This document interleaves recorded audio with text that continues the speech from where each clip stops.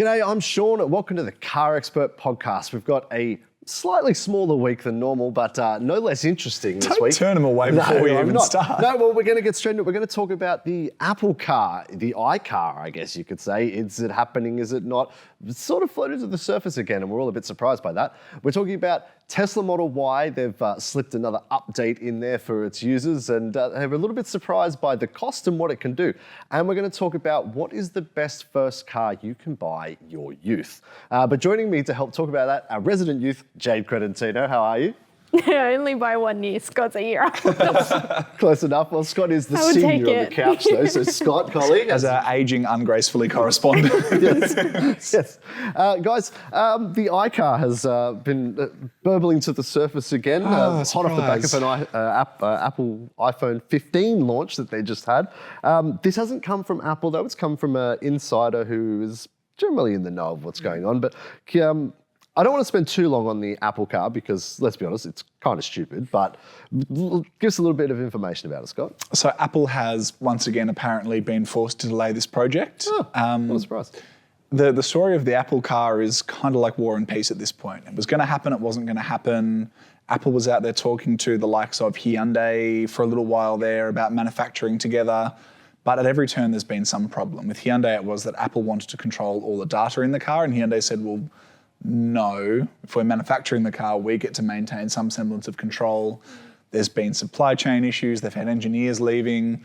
The latest issue is apparently if Apple doesn't start acquiring the right companies to do this in the immediate future, it's going to have to bump its timeline back significantly, and we're not going to see it for the next couple of years. So this isn't the first, like we saw this with Tesla in the early days where they were a tech company trying to make a car and they didn't really know what they were doing. And it took quite a while for Tesla to actually catch on. And I think, is that a similar problem that Apple have here where it's a bunch of tech bros trying to make a car? No, I think it's a little bit of a different one because Tesla ultimately was focused on building a car. That was what it was trying to do. And, they dedicated all their time, effort, energy to that among other businesses on the side. Whereas Apple, and I'm going to steal a prop here, spends a lot of time building these and iPads and Macs and all of its software services. It is the richest company on earth, is my understanding, based on cash. I think their valuation ends with $1 trillion, so I'd say so, yeah. So I think if you're Apple and you want to build a car, you have a lot to lose. Because a couple of iPhones blowing up or breaking or bending on someone's YouTube channel, it's not a disaster. People are going to keep buying them. But if people start dying in Apple car accidents, or maybe the car's a massive flop. Every time you charge it overheats. Something like that, exactly. The reputational damage is huge, but also the amount of money that they have to pour into it to get to that point and then scrap it has the potential to undermine its strength as a business. So I think Apple's problem is that it's so successful elsewhere. To do the car the way it wants to do it is kind of a risk, and it's not necessarily willing to make the leap on that final bit of risk. And we saw Google give up on it a few years ago. They were trying, and they sort of, I think it got a bit too hard. Sony, similar sort of story. Actually, but yes. You have one out of China that actually followed through on it. Back on the Sony thing for a hot sec. Honda and Sony now have a joint venture, and they've created a company called Alfeela. I'm sorry, you what? So, yeah. Yeah, Afeela. So I don't know if I'm pronouncing it wrong. Apologies to our younger viewers out there. Now the car, it actually looks pretty cool. The car is set to go into production in 2025. So that would probably be Honda's success story. Sony's success story, but that is thanks to Honda. Now Huawei, which is China's biggest telco, from my understanding. They used to sell phones in Australia until everyone was. Let's not go into the political side of that because there's a lot going on. They now have a joint venture with CATL, who create batteries for Tesla, Mercedes-Benz, quite a lot of manufacturers, and Changan Automotive, which are China's top 4 automotive brands. So think like SAIC Motors and alike. Changan is one of those. So they have a joint venture called Avatar. Now, Avatar has been around in China for a little while. It's a high-end luxury electric car. They have one model and they're about to release another one. They are potentially talking about expanding outside of China and also potentially in right-hand drive. So I think back to what we're talking about with technology companies building cars, I think it's there. I think if they really want it to work, there's obviously a way to make it happen, but Apple does have, like Scott said, a lot more It's got a lot to lose. risk, when it comes to, Huawei or Sony per se. So I'm curious, tech companies are suddenly into it, and I guess it's because it's electric and it's a little bit easier than making an internal combustion engine, but cars traditionally, from a car manufacturing standpoint, cars are a terrible investment. It's worse than a restaurant. So why are all these companies suddenly looking to get in on it?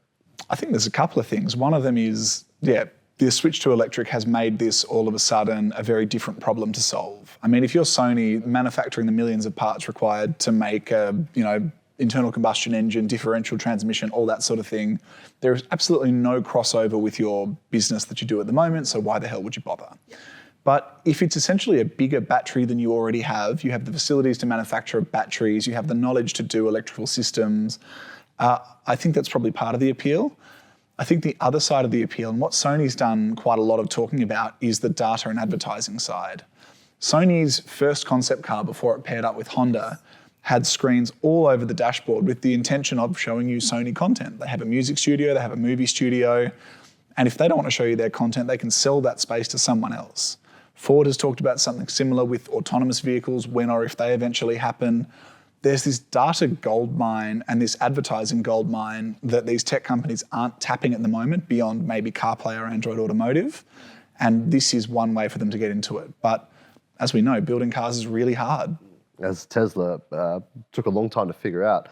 But we'll stick with Tesla for a moment there. Now they have got it figured out, and they're number 3 in Australia. The Model Y is the third best-selling car in the country so far this year. There you go. So they're pretty big in Australia. What we heard was that Model Y owners suddenly noticed an update on the app that said, give us $3,000 and make your car go faster. Yeah, so Model Y long range, which is the mid-range model, it's all-wheel drive, but it's not quite as fast as the full-on performance. People were looking at their Tesla app, which lets you unlock the car and do stuff like that. And there's an option that you can pay $3,000 and it will cut 0.6 of a second from your 0 to 100 time with a software update. That's pretty good, because if you're a Formula One team, you spend $1 million buys you a tenth. So that's pretty good. Yeah, I think it's, $500 per 0.1 of a second, per tenth of a second. That's not bad. The capability is already in the car. There is no hardware change involved with this. It is just Tesla going, we've just actually decided that we'll unlock that code for you, and it's something the brand's done before. It's also something we've seen other brands do, but I kind of don't get the point. Because 5 seconds to 100 k's an hour for a family SUV is already really quick. And if you want to go even faster, the performance is like a 3.5 second car from memory. So this middle ground in between, I understand maybe it'll generate some cash, but I don't quite get what problem it's solving. Do you think it's possible there was a delay on Model Y performance when the Model Y first came here? So you were able to get a long range early on at a standard. Do you think possibly it's a thing of people that adopted a Model Y early, won a bit of that extra performance, but were not willing to wait, couldn't wait, whatever reason in the first place? Definitely a chance. I'm curious to know actually, like you, I know, like an SUV around that size. Does the performance matter to you? Because I know for me, I'd be happy with 5 seconds for my family car. It's quick. I probably wouldn't, to be honest. And the reason why I said that before was that I'm buying that car more than likely as a family SUV. I'm not buying it to be 0.6 of a second faster than my mate next door. I wouldn't spend $3,000 on that, no. Tesla has actually also recently revealed an updated Model Y in China. It doesn't look as updated as the Model 3 we talked about a couple of weeks ago, but it had some more tweaks there. So I do also wonder if this is not a bridging step for Tesla before they bring all the updates to Australia.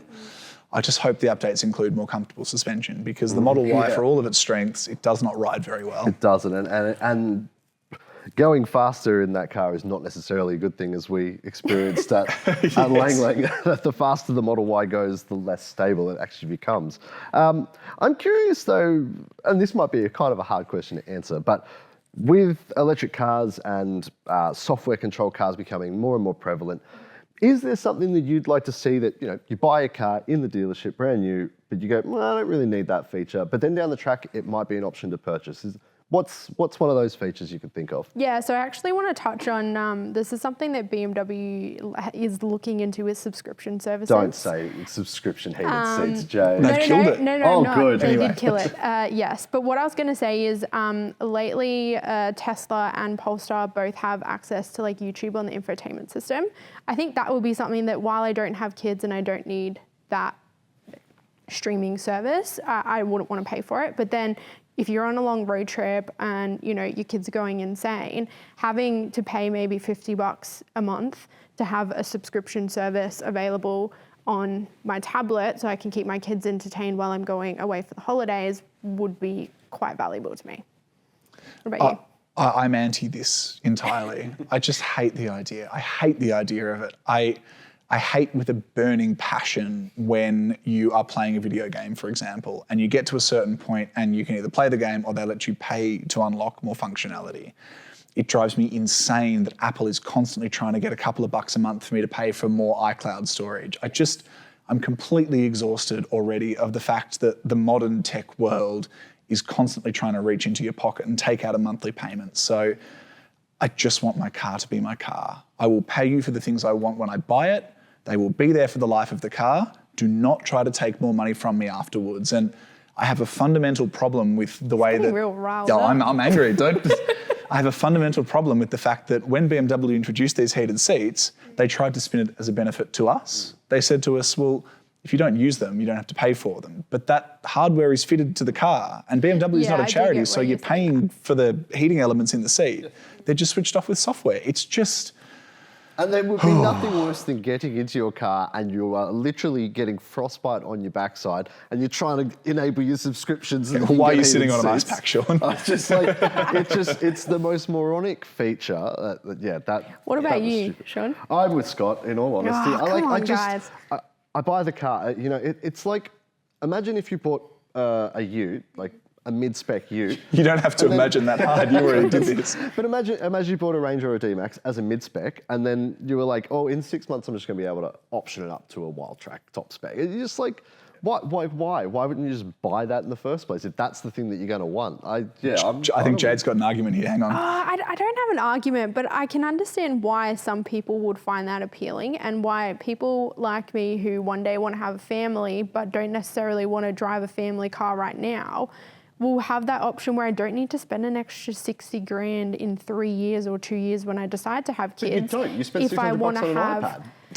It's a lot cheaper. Yeah, I guess. I mean, in the instance of the infotainment streaming, yes. And I also understand Scully's point where if the hardware is fitted to the car, I should just be automatically paying for it. I do get it. But I also know a few people in my life who value money quite significantly. And Hopefully if they everyone, don't... yeah. Well, yeah, a bit more than others. But if they don't want a feature but want access to it in the future, that option there is always going to entice them. Like if they don't have to fork out that money now or put that money on finance, later once the car's paid off and they do have that money accessible to them, that can then be something that they add onto the car to make it feel brand new or to make it feel like it's actually something newer than potentially the 5-year-old car that you've just finished paying off. That's more where I'm coming from. I think what scares me about this is also the idea that it's never permanent. I mean, we've heard stories about Tesla doing this in the right direction. When there were big fires or floods in the US, there were Model S generations that had software locked batteries. So it had a 90 kilowatt hour battery, but you paid for the base model, so you only got 60 kilowatt hours.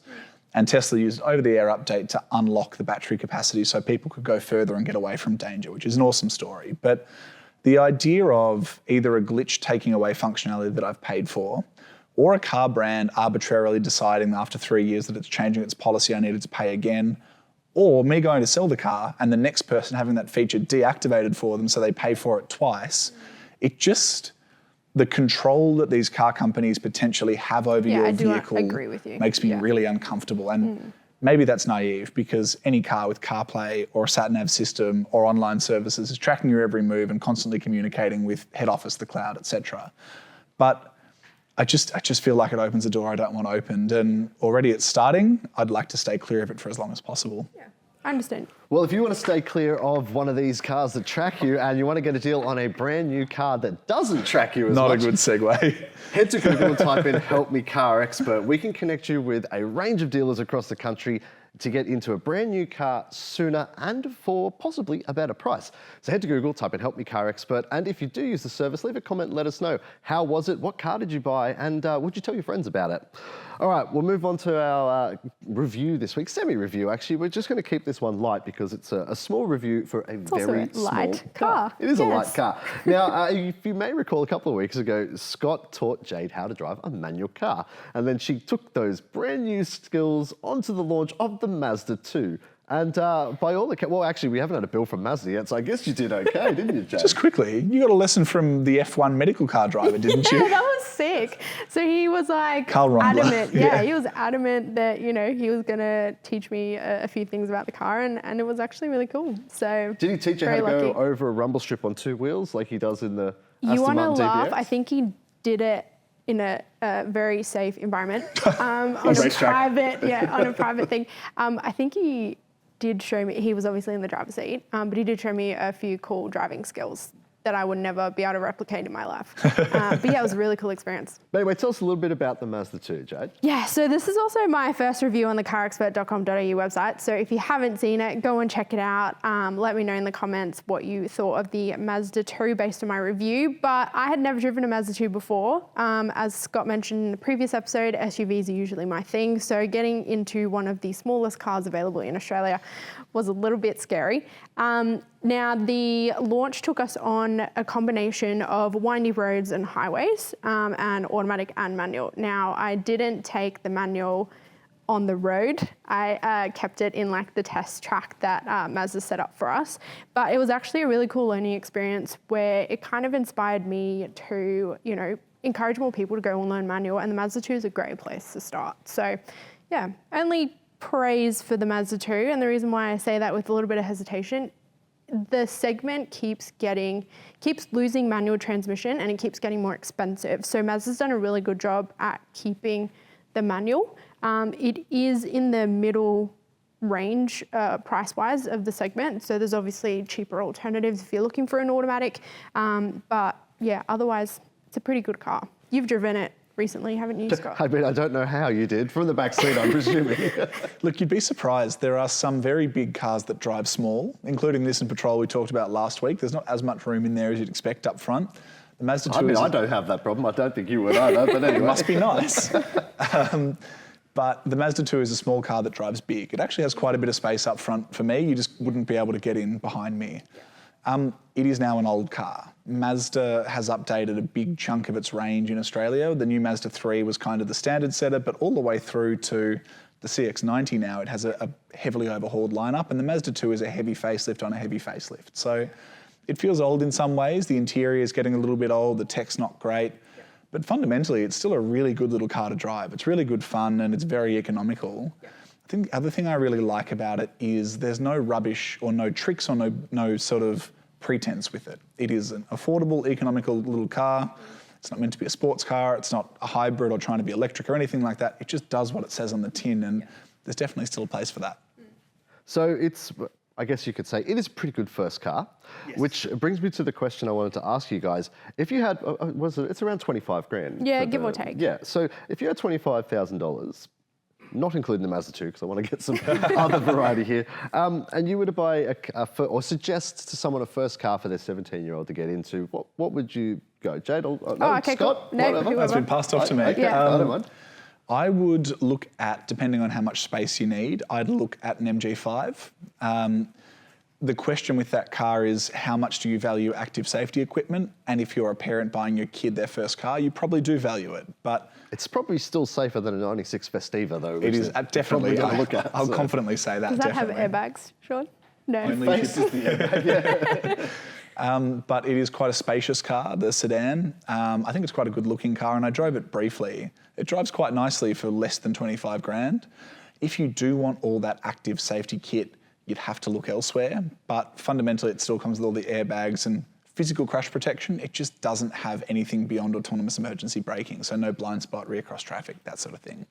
Fair enough. Look, one could argue that's a good thing because it will teach them to look over their shoulders. That's exactly what I was going to say. I think driving press cards quite a lot, and a lot of that safety equipment is standard. I think if you jump into that straight away in your first car, you become accustomed to that. And then if you have to jump into a car that doesn't have that, they don't have the skills to be able to, check their blind spots quite frequently and stuff like that. So yeah, it's amazing how lazy you get with that stuff too. Yeah. My girlfriend's got an old Mazda 3. It's a 2006 model.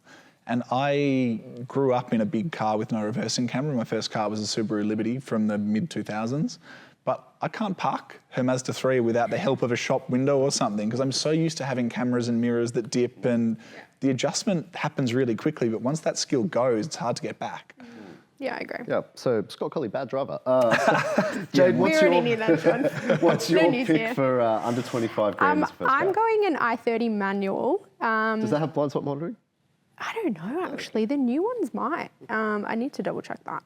But the reason why, it's one of the biggest, apart from the... You also already have an i30. I do. I am slightly biased. But the reason why I went for it, it's got quite a lot of tech in there, more safety maybe than the MG5, Scott.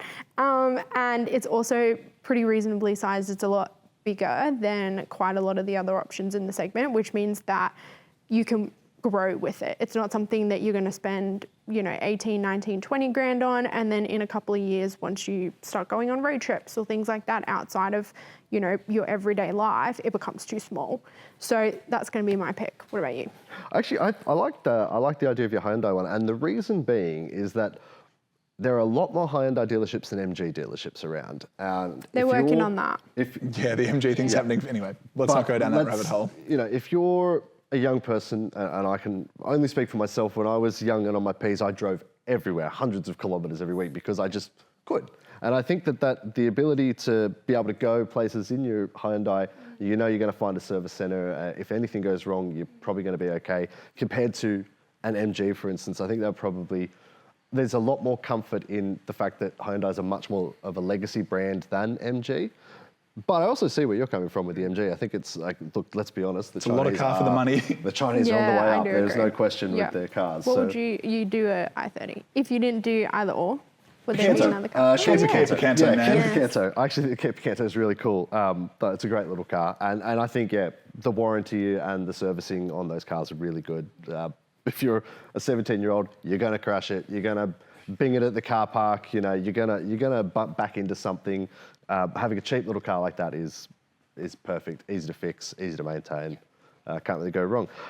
We're close to wrapping it up this week, guys. So we'll go to our picks of the week. Jade, I'm going to throw straight to you first. Hello. What's your pick this week? I saw this actually a couple of weeks ago, and it's just kind of surfaced back in on an Instagram account called Hype Whip. They have quite a lot of viral stuff. Someone has sent in a video of over 1,000 Nissan Skylines abandoned in a lot in Japan. There's a lot of people crying right now. Yeah. Now, I don't know, there wasn't too much detail over who, what, when, where, and why. But Hype Whip estimates that the value of the lot is over $50 million, which is quite a lot of money. Now, looking at the video, there were a lot of colours, all different accessories. So they did look, like quite older generation ones. So it might have been like a Nissan, I don't want to say junkyard because that is somebody else's treasure. But yeah, it did look pretty cool, and I quite like the idea of it. Might have been the leftover stunt cars from the Fast and the Furious movies, just stored somewhere. Paul Walker's spare garage. All right, Pete. Scott, what's your pick this week? I caught up with a couple of friends last night, and we were talking about the big things in Australia. You got the big banana, there's the big chair in Broken Hill, I think. Big prawn. The big koala. Are you guys familiar with the big oyster? I've heard of it. So this was a tourist attraction in a New South Wales country town. It is a big oyster with a viewing platform out the front of it. That's what you need next to your big thing, a viewing platform. It's too far inland, for the oyster to be good. But whatever was underneath is no longer in business. This big oyster wasn't big business, as it turns out. And it's a car dealer now. So there is a Kia Hyundai dealership in country New South Wales with a gigantic oyster on the roof of it with a viewing platform over the car park. I'd never heard of this thing before, but it's the most ridiculous sight you'll ever see. I like that. Maybe they're inferring that their dealership is a pearl. Maybe, or maybe the land was cheap because there was a giant oyster on the roof. Yes. Impressive it's survived that long. Normally they start to fall They don't apart keep very well, quickly. do they? Yeah, amazing. Well, my pick is, I'm sticking with Porsche again for the second week in a row. They recently held the Rennsport reunion in Laguna Seca in the States. Rennsport reunion is basically a celebration of classic Porsches, and I think you mentioned last week, 75 years Porsche have been around for? Something like that, Something yeah. like that. Anyway, they had some of the rarest and most expensive Porsches on show, racing around Laguna Seca. They also had probably a race of the hardest to find Porsches ever collected in one place. Now, this is going to be something really obscure. Hang on, I'm just trying to guess what it is, though, because Lamborghini made tractors. Oh, they did. Ferrari didn't, but all these brands have got weird histories. What do we think it was? You're not far off. Oh, really? Yeah, they held two races. Are they the parts vans they did? Not quite. Okay, sorry, I keep cutting They you held off. two races, Le Mans style start. They had to start on the other side of the track, run across, and get on their vehicles and then race. The fact you said get on worries me. They were tractors, Porsche tractors. They reached peak speeds of 15 miles per hour. Someone It was called just Jeremy wild. Clarkson. That's a whole 25 k's an hour. It was insane, and it's really funny. Watch the video because you'll see them all run across, get on the tractors, and all the tractors go, and then they just start slowly going down the front straight at Laguna Seca. And I know you and I have played a lot of Laguna Seca. I think you're a bit of an old Gran Turismo fan as well. Laguna Seca's quick down the front there. These were not. Picturing the corkscrew in a Porsche tractor, you'd almost topple over the it's inside like the scene in curve. Cars, isn't it? So yes, Rennsport reunion. A lot of cool cars, but a lot of cool tractors as well. Nice. So, guys, any final thoughts you want to leave us with this week? Yeah, it's chucking down with rain outside. It is. It is.